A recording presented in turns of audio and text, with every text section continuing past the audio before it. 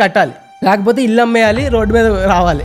20 ఏళ్ళు 25 ఏళ్ళు చిన్న పోరాడు ఉంటాడు, కాలు మీద కాలేసుకొని కూర్చుంటాడు. కనీసం కూర్చోమని కుర్చీగారు అలా వయసును గౌరవించారు. మనం కొత్త రకాల జబ్బులు మనం చూస్తూ జరుగుతుంది. Number of cases, multiple problems పెరుగుతుంది చూస్తున్నాం. అండ్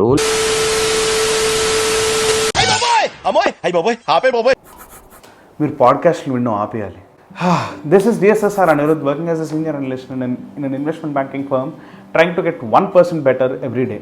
మీరు ఈ పాడ్కాస్ట్లు విన్నప్పుడు వంశీది కానీ లేదా వివేక్ పాడ్కాస్ట్లు విన్నప్పుడు ఏదో ప్రొడక్టివ్గా అనిపిస్తుంది, చాలా అచీవ్ చేశాను అన్నట్టు ఐ మీన్ చాలా నేర్చుకున్నాను, టైంని బాగా స్పెండ్ చేశాను అన్న ఫీలింగ్ వస్తుంది. బట్ ఈవెన్చువలీ మన లైఫ్ అలా క్యారీ ఆన్ అయిపోతుంది బ్యాక్ టు నార్మల్ రెగ్యులర్గా.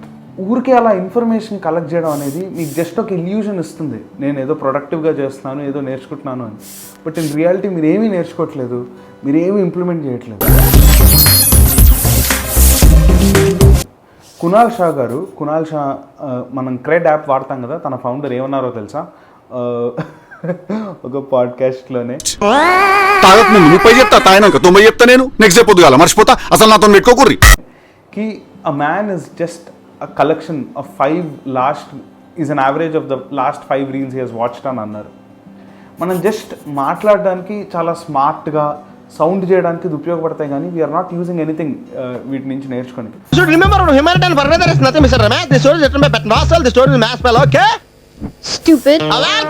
సో ఇప్పటి నుంచి ఏదన్నా పాడ్కాస్ట్ విన్నప్పుడు, ఏదన్నా నేర్చుకున్నప్పుడు ఓ బుక్లో మీరు ఆ పాడ్కాస్ట్ నుంచి నేర్చుకున్న 3 విషయాలు రాసి పెట్టుకోండి.